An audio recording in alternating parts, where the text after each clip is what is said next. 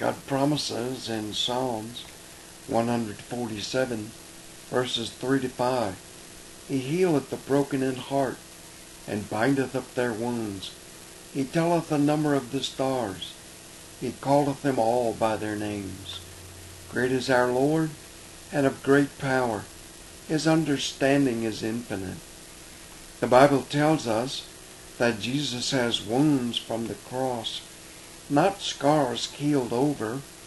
But this is how Jesus can say that He feels what we feel, because many of God's people carry such wounds that just don't seem to want to heal. When you've been married to someone most of your adult life, and then you're separated because of cancer or some other deadly disease, it is so hard to say goodbye, even though it's only going to be just a little while until you see them again at the rapture.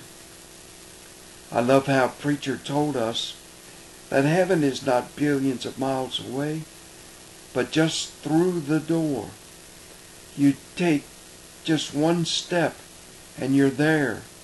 Our loved ones are just a tiny space just out of our reach. It's as if we can close our eyes and feel their presence. The Bible speaks of the great cloud of witnesses. If God would allow us to see them, it would be just like we were in a baseball game and they were in the bleachers watching us. They are that close to us, cheering us on to stay busy in the battle of the Lord. Jesus knows the names of all the stars, which means He knows about everyone that is hurting and suffering. And no matter how bright you shine in this world, God knows you by name. Now He needs someone to work through, to comfort those who are broken-hearted, to look around and to see what their home needs are.